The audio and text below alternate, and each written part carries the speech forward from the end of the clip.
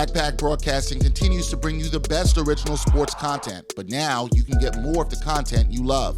For as little as $3 a month, you can get access to bonus content, including behind-the-scenes footage and interviews from the Sports Walk, Sideline Stories, or the Ain't Hard to Tell podcast. All this exclusive content comes via Patreon. There are tiered levels of patronage, and each Backpack Broadcasting patron receives exclusive perks. Your support helps Backpack Broadcasting create more of the original content that you love. Visit Backpack Broadcasting's Patreon page and become a patron today.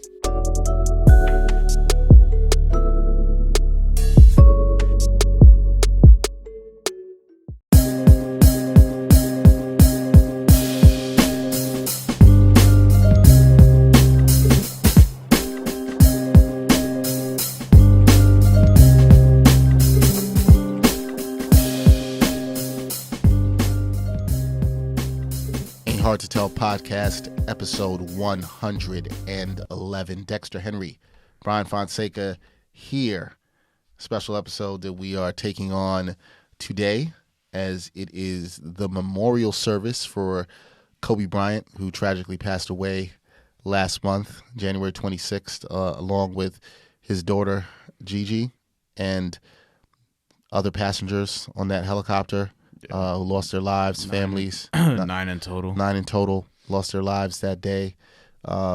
Just tragic. We haven't had a chance to really talk about this on the podcast, and I think it's something that we wanted to sit with for some time, and I thought it was a good day, this day, to look back at Kobe Bryant's career, his life, his accomplishments. Brian and I are on different spectrums of this, I think, in terms of the way we looked at Kobe in certain ways. I don't know about that. I was a fan. I was a Kobe fan. You were not a Kobe fan. Well, no. Backtrack. I wasn't until probably late 2000s. So we're talking about the last two championships. Okay. Because when I grew up, so let me explain, right? My relationship with Kobe was like weird growing up. Because when I grew up, I was more of a Shaq guy. I liked Tracy McGrady. I liked Ray Allen. You know what I mean? Allen Houston, the other sort of elite shooting guards at that time. Whereas Kobe, I typically didn't like dudes from the Lakers outside of Shaq because Shaq was Shaq. You know what I mean? So you were a Laker hater? Yeah, for a little bit. But I didn't really hate Kobe necessarily like that, but he just wasn't my guy growing up. Whereas Ray Allen was my guy. Allen Houston was my guy. Jason Kidd at one point was my guy. Even Latrell Sprewell at one point. You know what I mean? So, and then the respect for Kobe that I had just grew more and more so when Shaq left and he was doing what he was doing in terms of averaging 35 per game in one season, then dragging that team to the playoffs, and then winning the two championships after for a team that I don't know if they've aged historically well. And what I mean by that is I think people look at that team and they say, okay, they're probably not as good as I thought they were back then in the present with Pau Gasol, Andrew Bynum, and Lamar Odom. Now, part of that is probably because of what ended up going on with Lamar Odom and Andrew Bynum sort of fizzling out of the league and Pau Gasol being, aging quickly after that. But a lot of people sort of developed a respect for Kobe during that time where they went to 3 championships, won 2 of them. I was one of those people, still very young at the time. And then he sort of became one of my favorite players after that as he was aging and still doing the things he was doing. And it was always a respect thing. And we're going to get into, the other stuff after that. But yeah. For me, it's just, I liked Kobe from the beginning when he came in as this hungry kid. I liked the mentality. Yes, I like the Mamba mentality. I do too, though. I like the Mamba mentality. Some people who took it too far with things, and I can acknowledge I like that it to a Kobe point. Fan. I believe in extreme focus on your craft. I believe in the hard work of what you do. I believe in outworking other people to be great. I also don't think some other people really know what the Mamba mentality is. It's just sort of a thing that they say. Yeah, I think it became something that became more of an idea for people than actually what it is. But I do think the good thing about it, and I've heard other people say this when talking about Kobe, was you could take that Mamba mentality or look at the way Kobe approached the game of basketball, and you could apply it to anything in life with extreme focus. And I think if you don't want to be the best, what are you doing this for? What are you doing anything for? Right. You know, when we go out and we try to do a podcast, we try to give you the best podcast possible. I try to be the best podcaster possible I could be in whatever I do. Yeah. So if you're not trying to be the best, what are you doing? Now, I remember in the early days, in the late 90s, a lot of people said, oh, man, Kobe's coming in the game, and he's trying to be like Jordan. And the NBA was in this weird period because Jordan was going out of the game at the time. We're going to overlook the Wizards years. And Kobe was kind of coming in, and this guy was mimicking Jordan. Some people always said it was corny, and I never got that because I'm like, yo, Jordan's the best. Yeah. So why would you not try to be the best? Like, why is somebody looking at that as a negative? Why would you mock anybody else? Yeah, who else is there to model your game after? Yeah. You know what I mean? Like, so I never looked at that as a bad thing. As a Knicks fan, I've never really been a Laker hater. I was a Kobe over Shaq guy. I thought Kobe sometimes was even undervalued the way, when you look back at the way people talked in those teams. Don't get me wrong. Shaq at that time was absolutely positively the most dominant player in the league. Probably the best player in the league. But, right. Yeah. But I saw this dude and I'm like, yo, this kid right here is coming. Yeah. And he came and he was hungry and, you know, a great career. I understand why a lot of people like yourself liked what they saw out of him in the later part of his career and where he saw he was the interviews was going. Too. The interviews are a big part. We're gonna get to that. Yeah. But where were you when you found out the news on January 26th of Kobe's death? Oh Jesus! I was sitting on my laptop. I was writing. Wait, you were sitting in your laptop? On my laptop. Wait, no, sitting with my laptop. Okay. Like you're not that destructive and violent. I appreciate you for making that part lighthearted. What's it called? No, I was just sitting on my laptop. I was writing something about St. John's. They had played the day before, I believe, and I was at the game, or was I at the game? I'm not sure. But basically, I was just writing a story, and then it came across my screen, like on Twitter, and I was like, oh, no way. So that just threw off my workflow for like 3 hours. For like 2 hours. Then the GG news came down, and then for another hour, I was like, I can't. Like, I was just on Twitter the entire time, just trying to get information, just like most people. You know what I mean? And then it felt weird going through the next 48 hours, really. It was just weird. Bomani Jones really articulated this in a way that I want to. You know what I mean? Because in terms of like, he also wasn't really the biggest Kobe guy. I became a Kobe guy later on for different reasons, not necessarily for basketball reasons, which probably is more meaningful, right? And we're going to get to that in a little bit. But in terms of just dealing with it, waking up Monday was so weird. Tuesday was so weird. Didn't really want to go outside. You know what I mean? And I'm somebody who these days I'm working from home anyway, but it gave me less of a reason to like want to go outside. And it was just weird because it makes you think about, you know, big picture, your own mortality, because I texted you, I was like, he's on the, oh, he ain't never going to die list. Well, and I mean, I understand what people mean when they say that. And I always am like, well, we're all going to die, right? It's just, it's inevitable. I think that for me, finding out was a huge shock. Yeah. And it is very interesting because I will never forget. I'll never forget the day. I'll never forget where I was and what I was doing, because I was in my kitchen and I had made some oxtail the day before, and I was making some rice and peas. And for people who listen to this podcast and know, my mother passed away a few months ago, late in 2019. And my favorite thing that she made was like rice and peas. Like my mom's rice and peas was like really, really good. Yeah. This was the first time since her passing that I was making it. And I always was like, I want to make it as good as she does. Yeah. And so I'm in the kitchen and I'm making it, and I'm not giving y'all any secret recipes. That's a Henry secret recipe. But I'm in the kitchen and I'm making it, and you know, I had the pot on and I'm looking. I had my phone near the stove and I saw an alert, and I looked at my phone and I was like, I saw the alert and I was like, wait, what? Yeah. Like I couldn't believe it. Yeah, you know? yeah, right. I walked it to the living room. All people. I walked to the living room and I told my fiance, and she's like, she knows I'm a big Kobe fan. Yeah. She's like, wait, what? I'm like, yeah, we're both just stunned. Yeah. So the first person I'm looking like you, I'm looking for information, but the first person I had to call was my boy. He's a diehard Laker fan, bigger Kobe fan I than have a me. friend like that too. I texted him immediately. I called him. We had to talk. I didn't want to call him because I know he was gonna be like all messed up. I couldn't text. You know what I mean? I needed to talk. I needed to talk to somebody, so I felt like it was just like that. I called my boy, and I was like, I hope he picked up. He picked up, and I told him. He was just like stunned. Like, what? Probably just frozen. Yeah, frozen. You know, I'm telling him, and he's like, we're trying to figure out who else on the plane. But I think what hit us both, because me and my boy also, he just recently, his daughter is about a little over 1.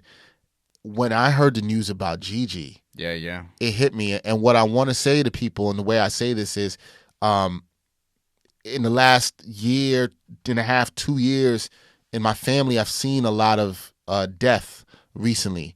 And death is tough to deal, and no matter how it comes in waves. This was the first time. I always used to wonder, is there a celebrity death that I might really care about or feel a kind of way about or maybe feel weird? Like, of course, no, Kobe's death didn't feel in the way that some of my closer family members, my mom, felt, but it did feel something because I watched his career. I was such a fan.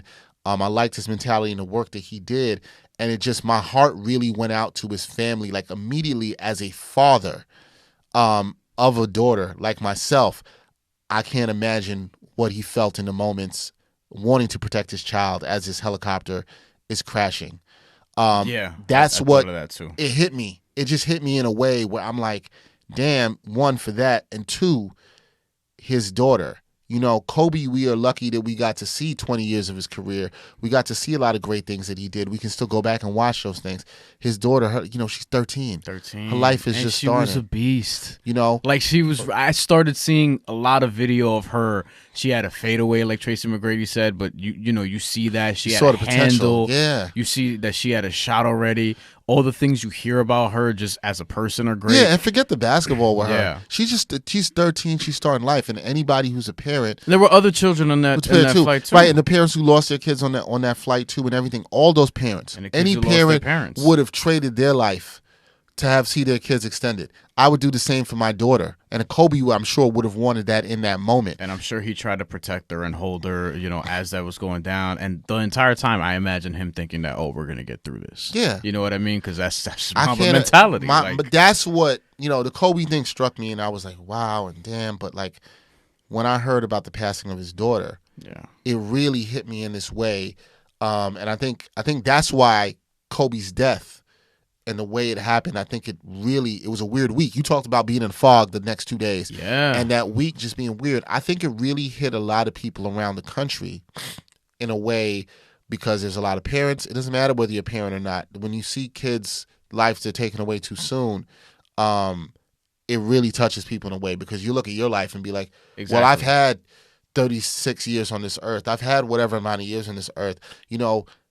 A lot of people, you just want to try to make it. You want to see and be an adult. You want to see all these things. And when you're young, you think you have so much of your life ahead of you. It doesn't matter what age you are. I don't even want to say young. Every day, this is a point I want to make in this podcast. This is the thing I take from Kobe's death that I think I'm trying to apply more in my life. And not just Kobe's death, the death I've seen around me and my family recently. Mm-hmm. Every day we think we have so much more time. Mm-hmm. We think we have so much more time to do this, do that. We worry about all these things we have to do. Spend time with your family. Enjoy the time with your family. Enjoy the time that you can with the people that you love.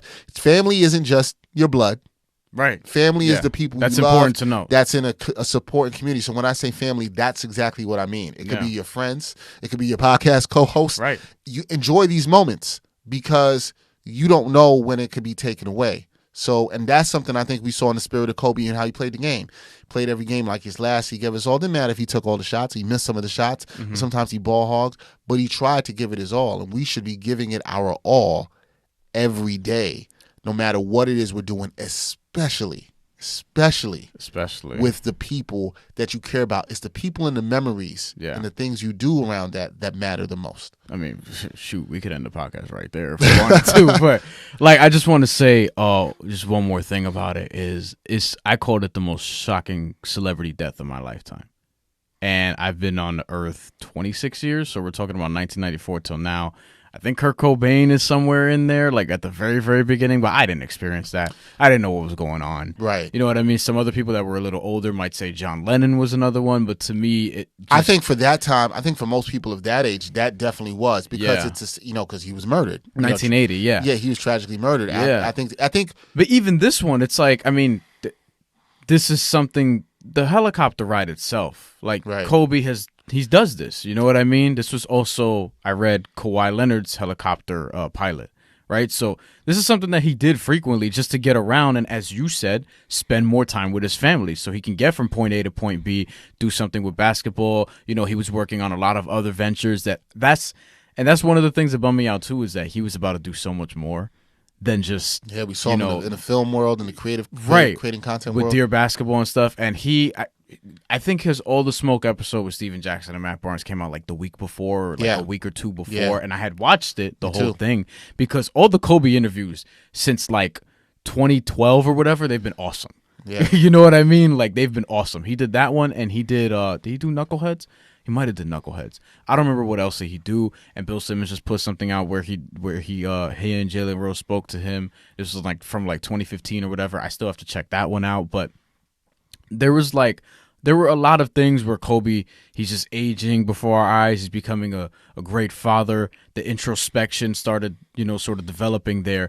And he's just really talking about things with a new perspective than he had 5-10 years ago when people hated him worldwide or nationwide and things like that. So I was eager to see what were sort of going to be the next steps, and for him to keep growing Mamba Academy, to growing that program that he has there with Gigi and stuff like that. And as he were to age sort of in this content space and just creating and writing and doing other ventures and stuff like that, watching her age as she gets into high school and reaches the next level or whatever. The people say that she was hell-bent on going on to UConn, you know what I mean, and seeing all that stuff. But it's truly tragic. But like I said, the legacy Kobe left behind, and what he did, and the things we've seen, just the people coming out to the Staples Center today, if on 224 as you're listening to this podcast, and beyond, the memorial that they will have outside the Staples Center for crazy. Kobe, it's going to be crazy. We saw one for Michael Jackson when he passed, which I would call one of the other shocking deaths. That was another one too. But he was a little older. The difference was he was a little older, and there were some issues already had been reported about his health. And I always feel like when that happens, it's not the same way. Prince, obviously, a couple years ago died. Same thing. I think because of this being a helicopter, Kobe, obviously, no health issues that was known to people, even though that's not really any of our business. That's what makes it a lot more shocking. And the 8 other people that were with him, too, including his daughter, the pilot, the other daughter, families, the softball or baseball coach, and stuff like that. And one of the other takeaways I have from this, and this is probably the last thing I'll say about it in terms of like the doom and gloom of it, but I'm just thinking about it's so wild that Bill Russell's gonna be at Kobe Bryant's funeral. You know what I mean? Right. Like, I'm trying to think. Dominique Wilkins, Lenny Wilkins, just people who were much older legends than him. But it just, again, it goes Bill back. Walton. It goes back to my point. Kareem Abdul-Jabbar, Magic.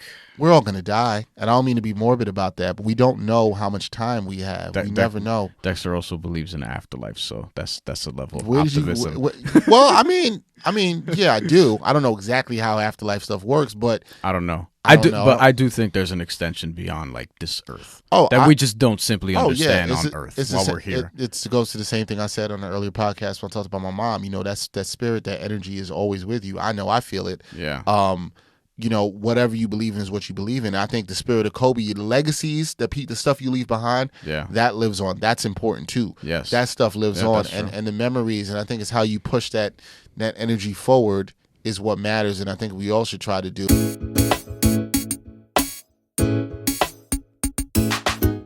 The Sports Walk is back. Watch Season 3 of Backpack Broadcasting's original web series that brings you the opinions of real sports fans. The first 2 seasons and current season are available now for viewing on the Sports Walk YouTube channel and Facebook page. Check out the 2017 NYC WebFest official selection and see what other sports fans have to say on the hottest issues in sports today. It's easy. Just take the Sports Walk.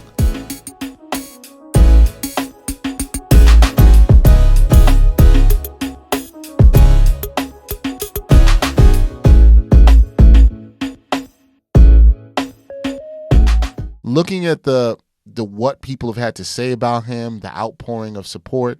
Obviously, with this, you cannot, and we're not going to do in this podcast to gloss over. A lot of people want to say you can't tell the story of Kobe without talking about the incident in 2003 in Colorado, where he allegedly had sexual assault or rape situation with a woman there. I will say this: I thought I was going to ask you about Gayle King. So yeah, we'll talk about that. Okay. I thought some of the things that came out. I know there was a Washington Post reporter that I think it was the day of his death or day after immediately tweeted a link. It was the day of. It was the day of. Yeah. I thought that was in poor taste because of the timing. I do not think it's wrong. I do not think it's wrong to talk about part of somebody's story.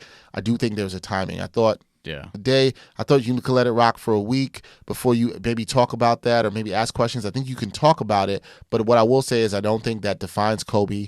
I know there were a lot of things that were settled. Obviously, I am a huge supporter of anti-sexual harassment. I don't want to see any women harassed or anything like that. We don't know the full story. We do know Kobe offered an apology to the woman and did have some admission that it potentially could have not been consensual. So that doesn't mean that if Kobe was engaged in something like that, obviously that's clearly wrong. I denounce that all the way. Yeah. It doesn't mean that also he hasn't grown from that and Right. can't grow That's from what that. I wanted to point That's out. it. Yeah. Now, to Gayle King. I do not have as big of a problem as some other people do with Gayle King asking the question she did. She asked a question to Lisa Leslie about whether she thought what happened in 2003 had a stain on the way she might view Kobe. I thought Lisa Leslie answered the question, handled it very well. Yeah. Okay? I thought she answered the question fine and gave her opinion, and that's fine. Do I think Gayle King's question was fair to ask? Hell yeah. What's wrong with her asking that? I think people are mad at the timing because people are still sort of in mourning and grieving. It's been, at the time of this. Which that I can sympathize with. I thought I personally felt like it had been enough time. To me personally, I didn't have a big problem with the timing of it. Here's what I don't. But if you did, I can't tell somebody how to personally feel. Yeah. However, here's what I don't like around this. The guys who've come out, the men who've come out and been like, oh, you can't do this, you can't tarnish, you can't disgrace Kobe's legacy, which is not what I think Gayle King was trying to do at all whatsoever. I think she was asking a woman in sports who's credible enough to answer this question. But the men, Snoop Dogg, no, man, no. Do you see what 50 Cent said? Because I'm rolling with what 50 Cent said. I didn't see what 50 Cent said. He's basically saying, like, look, I told you about how 50 has gone at Oprah for selectively sort of going after black men and not really, walking back her mistakes when criticizing said black men when it comes to things like this. 50 Cent was basically saying, like, yo, I mean, he's not really here to defend himself. What is the actual point of what Gayle King is trying to do? You know what I mean? And I think that there's a point to that because, again, this is not very far removed from Kobe's death. So in an era where people are trying to get people talking about you and about things that you're doing, is she just simply using his name to try to push something? I actually don't believe that. But I can totally see that. I think Gayle King was just asking a question to a woman, from a woman to woman.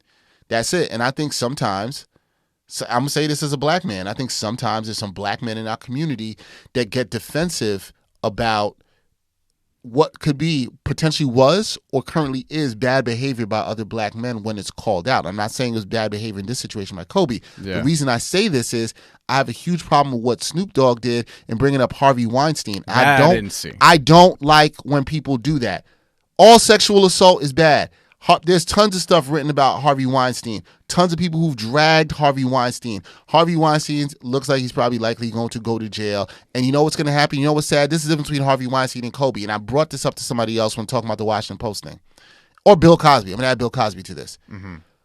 As I said, we're all going to die. When Harvey Weinstein and Bill Cosby, and I'm not putting anything on them, but when they pass away, because they have such a history of what has happened around them with sexual assault, and Bill Cosby, who's actually doing jail time, when they pass away, unfortunately, that's probably going to be the first thing that's linked to them when they mention it. Yeah. Because they have a history of it, which is why I had a problem with the Washington Post person who did it on the day that Kobe passed away and did this. This, as far as we know, this is a one-time isolated thing with Kobe. Kobe's never been in any other trouble with women. There's never been any other situations with women. There's also certain things around the woman's story that even legally there was problematic, and there's a whole bunch of other stuff with that. So I understand all that. However, you can't say to Gayle King, yo, but you don't do this to Harvey Weinstein and do this as if she's just coming and attacking the brothers on this. Like, nah, man, it's not that. LeBron said it too. No, it's not that.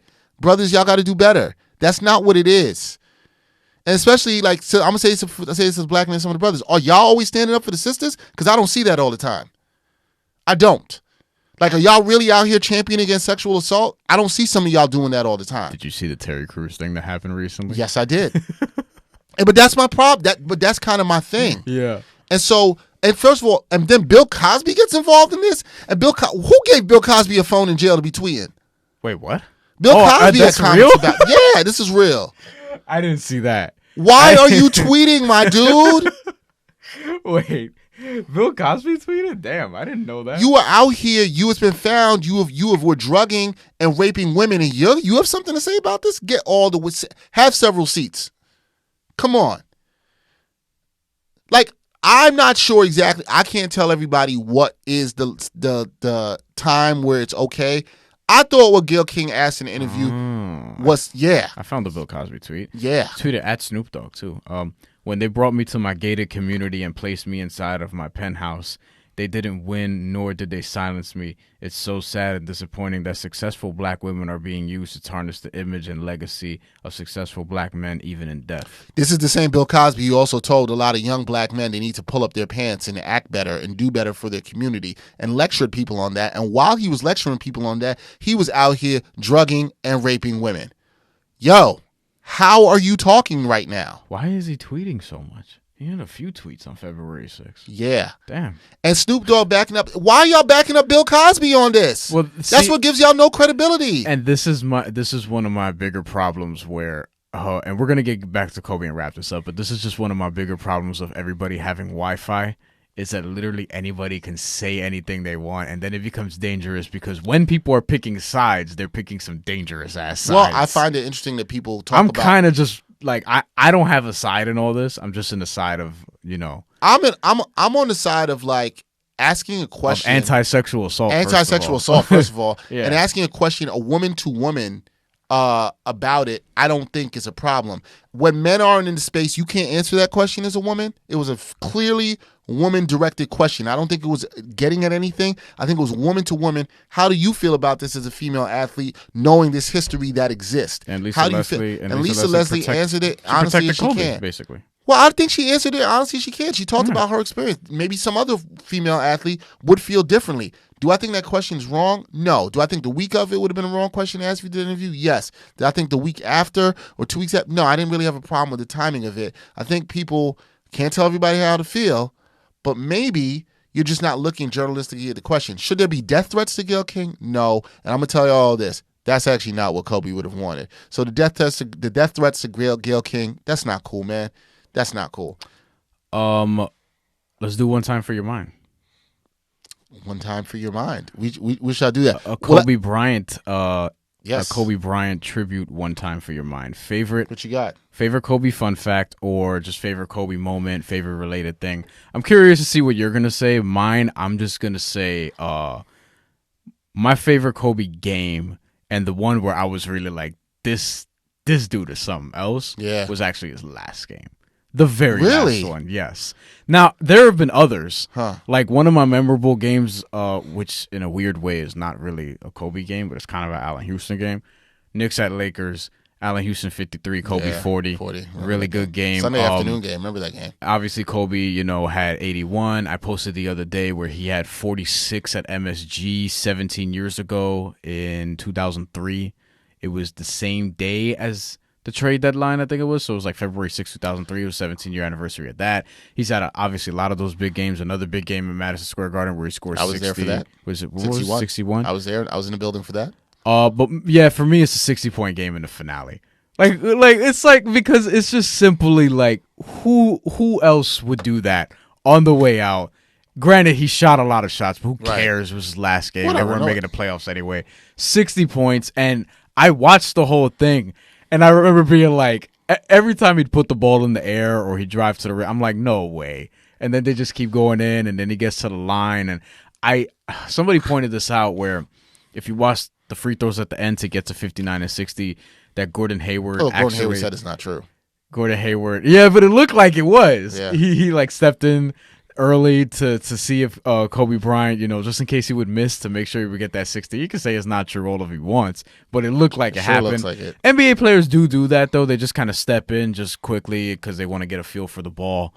You know what I mean, in between foul shots. But that was one where I was like, this is just the coolest thing I'm watching right now, and more so than some of the other early 2000s Kobe stuff with Shaq and things like that, and even mid 2000s. Like, I was old enough at the time, 22 because it was 2016, to fully understand the magnitude of what was going on, as opposed to some of the other Kobe stuff where I could understand it at 12, 14, but not in the way that I would years later.